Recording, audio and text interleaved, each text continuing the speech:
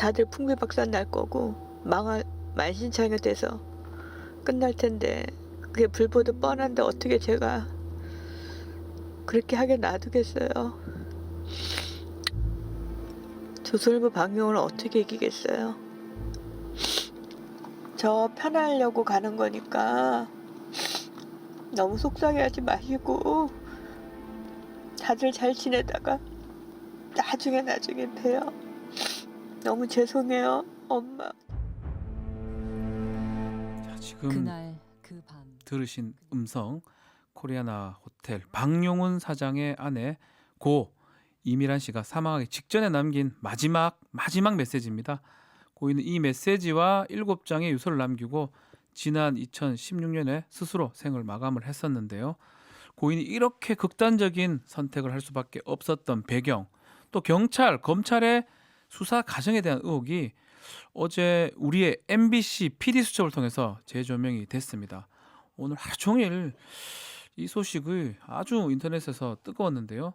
PD수첩 호텔 사모님의 마지막 메시지 편 직접 연출한 MBC 시사 교양국의 서정문 PD 얘기 나눠보겠습니다. 안녕하십니까? 예, 안녕하세요. 서정문 PD입니다. 관심이 굉장히 커졌어요. 시청률은 아마 6% 넘었다고 제가 알고 있고 조회수도 엄청나고 본인이 이거 연출하면서도 이 정도 될 거라고 예상을 하셨나요? 사실 아침부터 네. 뭐 전화를 많이 받아갖고 조금 놀랐습니다. 이 정도는 예상을 잘 못했어요. 한편으로는 그래도 대박이니까 좋을 수도 있지만 좀 불안한 감정도 있을 것 같긴 한데 네. 이 아이템들 우리 특히 서정문 PD가 하는 아이템들이 좀 다 놀라워요. 응? 근데 이런 소식 특히 조선일보 관련된 이 소식 이런 거에 대해서 많은 사람들이 관심을 갖는 이유 뭐라고 보십니까? 뭐 여러 이유가 있을 텐데 네. 이 사건에 등장하는 요소들이 이를테면은 스릴러 영화에서 볼 수 있는 그런 것들이 좀 많이 있잖아요. 네. 이를테면 뭐 호텔 사모님의 죽음이라던가 언론 재벌, 경찰, 검찰 뭐 이런 게 등장하니까 네. 일단 좀 사람들이 좀 궁금해하는 그런 이야기였던 것 같고요. 그다음에 기본적으로는 1등 신문이라고 우리가 많이들 부르는 조선일보의 일가의 이야기이기 때문에 네. 좀 시청자분들이 많이 관심을 가져주셨던 것 같습니다. 자, 알겠습니다. 그렇지만 PD수첩을 뭐 못 보신 분들도 있을 수 있으니까 어제 방송 내용을 중심으로 이야기를 좀 더 이어가겠습니다. 그러니까 고 이미란 씨가 극단적인 어떤 선택을 한 배경에는 박용훈 사장하고 자녀들 또 사이에 좀 갈등이 있었다. 네. 이게 어제 PD수첩에서 했던 얘기인데 이미란 씨한테 과연 어떤 일이 있었던 것입니까? 그 이미란 씨는 지금 이제 코리안 호텔의 방용훈 회장의 부인이고요. 그렇죠. 부인이었고 이제 자녀들과 그다음에 방용훈 씨와 이미란 씨가 갈등을 빚게 된 아마 시작이 그 돈 문제였던 것 같아요. 돈이요? 네. 어... 그 이제 50억이 예. 걸려 있는 문제인데 예. 이제 20여 년 전에 이건 이제 그러니까 방용훈 사장의 아들이 예. 진술한 내용인데 20여 년 전에 아버지가 어머니한테 이제 50억을 맡겼다. 네. 그렇게 진술을 하고요. 그다음에 이제 이 방용훈 씨 측이나 그 이민아 씨 친정 측의 이야기는 네. 이제 방용훈 씨 측에서 50억을 그 친정 댁에 이제 맡겼다. 근데 그 돈을 돌려주지 않는다. 그 돈의 용처를 알려주지 않는다. 네. 이걸로 지금 갈등이 생긴 거고 아하. 그 과정에서 그러면은 이미란 당신은 뭐 했냐 이런 좀 음. 얘기가 나왔던 것 같고요. 네. 자녀들도 그 돈이 어딨냐, 응? 그 돈을 찾아라. 어허. 그렇게 갈등이 시작된 걸로 지금 파악이 됐습니다. 50억이 뭐 적은 돈은 아니고 아주 큰 돈인데 네. 자식들이 엄마한테 그러는 거는 어머니죠. 네. 그건 좀 이상하지 않습니까? 아무리 돈이 중요하다 하더라도 이해가 안 되는데요, 잘. 그러니까 평범하게 살아가는 사람들은 이해하기 힘든 상황이죠. 아, 우리는 그건 모릅니까? 어떻게 아. 어머니를 그렇게 음. 강제로 사설 구급차를 불러다가 불법적으로 집에서 나가지 않겠다는 어머니를 끌어내서 보낸다는 것 자체가 조금 충격적이죠. 근데 그 장례 치를 때 그 처가 쪽에도 연락을 안 했다고 하던데요. 네, 처가 쪽에 연락을 하지 않았습니다. 아, 그럼 당연히 연락을 해서 고인이 이제 가는 데인데 그렇죠. 해주는 게 맞잖아요. 그렇죠. 그러니까 고인이 떠나는 마지막 길인데도 불구하고 그거를 처가 쪽에 알리지 않았다라는 것도 일반인의 상식에서는 쉽게 이해하기 힘든 부분이죠. 그렇죠. 네. 그 고인 이미란 씨가 구타를 당했다 이런 정황도 이제 방송에 나왔었고 네. 또 4개월간 지하에서 감금이 됐다 네. 이런 얘기도 있더라고요. 이제 지하실에서 감금됐다. 감금이냐 뭐 격리냐 아니면 지하실에서 단순한 생활을 했냐. 네. 이거는 그 양측의 주장이 좀 엇갈리는 부분이거든요. 근데 확인된 거는 지하실이라고 부르는 공간에서 이 이미란 씨가 생활했던 것만은 저기 사실로 확인이 됐고요. 아하, 생활을 했는데 그게 감금인지 아닌지는 모르겠지만 저는 감금 같은데요. 그러니까 지하실에 왜 가족들이랑은 생활합니까, 사람이? 가족들이랑은 분리돼서 생활을 했던 거죠. 뭔가 이를테면 한 집이지만 음, 이제 지하실이라는 별도의 공간에서 이미란 씨가 생활을 했던 거고 이제 그거만큼은 확인이 됐습니다. 그렇군요. 네. 그게 지하실이든 뭐 감금이 아니든 그건 알 수가 없지만 네. 자 어제 방송 못 보신 분 뭐를 위해서 그렇게 끔찍한 일을 당하면 이혼을 하면 될 건데 왜 이혼을 안 했느냐. 근데 마지막에 인터뷰 이게 어떻게 조선일보 방용훈을 이기느냐. 네. 방용훈 사장은 이 가계도가 왜 됩니까?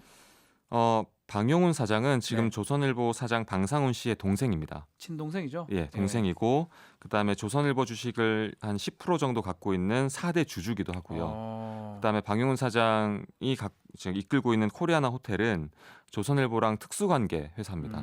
그러니까 조선일보 일가에서도 아주 핵심적인 인물이라고 볼 수 있죠. 아주 핵심적인 인물인데 어제 방송 중에도 이 부분이 많이 나왔어요. 경찰하고 검찰이 이렇게 봐주는 거 아니냐. 또 이 방송 중에 이 국가의 사법기관이 마치 한 개인만을 위해서 움직이는 거 아니냐 이런 얘기도 했었거든요. 네. 자, 구체적으로 어떤 봐주기 의혹들이 있었는 겁니까? 우선 이제 두 개의 사건이 있습니다. 네. 하나는 이 이미란 씨의 자녀들이 어머니를 강제로 사설 구급차에 태워서 집 밖으로 쫓아낸 사건이 하나 있고요. 네. 그다음에 이제 그걸로 인해 충격을 받고선 열흘 후에 이미란 씨가 한강에 몸을 던지죠. 극단적 선택을 하죠. 네. 네. 그리고 그 자살이 있고 나서 두 달 후에 네. 이제 이 친정댁과 이 방용훈 씨 측의 갈등이 좀 더 커졌습니다. 그렇겠죠, 아마도. 그 과정에서 그 방용훈 사장과 그 방용훈 사장의 큰아들이 네. 이제 얼음도끼와 돌멩이를 들고 음. 그 사돈댁을 침입하죠. 근데 특히 도끼를 직접 들고 가기 찍혔죠. 예. 네, 그게 CCTV에 찍혔습니다. 예. 찍혔는데 음. 우선 그 뭐 주거 침입 사건만 좀 말씀을 드리자면 CCTV가 있어요. 네. 그러니까 변호사님이 훨씬 더 잘 아시겠지만 예. 보통 그런 형사 사건이 벌어지게 되면 객관적인 물증부터 경찰에서 확인하게 되잖아요. 네. 그런데 이상하게도 경찰이 내린 결론은 이를테면 일반인이 봤을 때는 CCTV상 예. 아버지가 아들을 말렸기 때문에 그러니까 방용훈 사장이 행패를 부리려는 아들을 말리기 위해서 그 집으로 들어간 것이기 때문에 네. 죄가 없다라고 판단을 하거든요. 아. 근데 CCTV를 본 사람들은 전혀 그렇게 생각할 수가 없다는 거죠. 손도끼를 들고 가던데요. 그 정확하게는 얼음 도끼입니다. 아, 얼음 도끼입니까? 네. 한국에서는 사용하는 일이 거의 드문 네. 이제 이제 얼음이나 눈이 많은 산을 등반할 때 쓰는 그런 장비죠. 그 집에 얼음이 좀 많았나? 예, 뭐 그건 아니고요. 네. 자, 취재 과정하면서 어려운 점이 좀 많았을 것 같아요. 그 이미란 씨도 어떻게 방용훈 사장과 내가 싸우겠냐 그런 얘기도 했었고 네네. 마지막에 좀 협박인 것 같은 협박인 듯 아닌 듯 그런 얘기들도 좀 한 것 같아요. 네. 혹시 뭐라고 정확하게 했는지 좀 알려줄 수 있으면 좀 해주시고 네. 방송에 또 안 나간 부분도 있나요? 편집을 해서? 그럼요. 제가 방용훈 사장과 거의 1시간 가까이 통화를 했는데 뭐 우선은 방용훈 사장이 그렇게 길게 통화를 했다는 것 자체가 어쨌든 그렇겠죠. 본인의 어떤 반론권 행사를 충분히 실현하기 위해서 했던 것 같고요. 그다음에 방송에 나가지 않았던 부분은 자꾸 저한테 애가 있냐고 물어보시더라고요. 아이를 왜요? 그걸 잘 모르겠습니다. 제가 왜 물어보시냐고 몇 차례 네. 여쭤봤는데 예. 뭐 명쾌한 대답은 제가 듣지를 못했고 어쨌든 애가 있느냐라는 질문을 하셨고 그다음에 네. 방송에 나갔던 부분은 당신 살면서 내가 만나게 될지도 모르는데 협박은 아니다. 무서운데요, 갑자기. 좀 살벌하죠. 애가 있냐고 묻고 만날 수도 있다. 네. 그렇지만 협박은 아니다. 네. 제가 소름이 싹 끼치는데 저라면. 그래서 지금 저희 집에 CCTV를 설치하기 위해서 준비하고 있습니다. 올까봐 도끼 들고. 일단 저희 가족들이 너무 걱정을 하고요. 아, 걱정스럽겠네요, 네. 진짜로. 아, 자, 이거 진짜 많은 사람 관심을 갖고 있거든요. 네. 추가로 혹시 취재해서 좀 보도할 계획도 있나요? 네, 추가 취재 보도할 가능성이 있죠. 예. 네, 저희가 지금 갖고 있는 자료들도 있고 그다음에 지금 방금 막 들어온 얘기인데 네. 이제 방영훈 씨 측에서 저희한테 뭐 반론 보도를 청구를 했어요. 예. 할 계획이라고 합니다. 이게 이제 뭐 본 소송으로 들어가게 되면 저희도 뭐 여러 가지 자료를 요청해서 받을 수도 있으니까 그렇죠. 조금 더 큰 이야기를 담을 수 있을 것 같습니다. 이런 질문 좀 그렇긴 한데 솔직히 살아있는 권력 취재하니까 무섭죠, 솔직히 PD라도. 사람이잖아요. 이번엔 조금 살벌했어요. 떨리죠, 지금도 좀. 약간 소름이 돋습니다. 자, 그렇지만 네. 이 방송을 듣고 있는 우리 청취자분들 위해서 또 PD 수첩을 사랑하는 시청자분들 위해서 한 말씀 부탁드릴게요. 우선 저희 PD수첩 방송에 큰 관심 가져주셔서 늘 감사드리고요. 저희는 늘 제보로 먹고 살기 때문에 언제든지 전화 주시면 연락 주시면 저희가 찾아가도록 하겠습니다. 제보가 좀 필요한데 미니로 류상주님이 어제 방송 잘 봤습니다. 진실은 밝혀져야 합니다라고 하셨고요. 휴대전화 뒷번호 6415번님 올바른 보도에 목마른 시민입니다.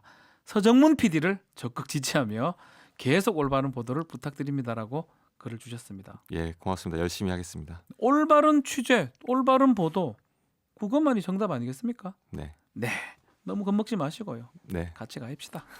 알겠습니다. 자, PD 수첩 호텔 사모님의 마지막 메시지 편을 연출한 MBC 시사교양국 서정문 PD와 말씀 나눴고 우리 많은 분들이 또 시청자, 청취자분들이 이 관심을 좀 가져주는 게 가장 좋은 게 아닌가 생각이 듭니다. 좋은 취재 방송 감사합니다. 예, 고맙습니다. 박지훈의 세계는 세계는 그리고 우리는 박지훈의 세계는 그리고 우리는 모두를 위한 쉽고 맛있는 시사 MBC가 드리는 저녁 시사 세계는 그리고 우리는 평일 저녁 6시부터 8시까지 박지훈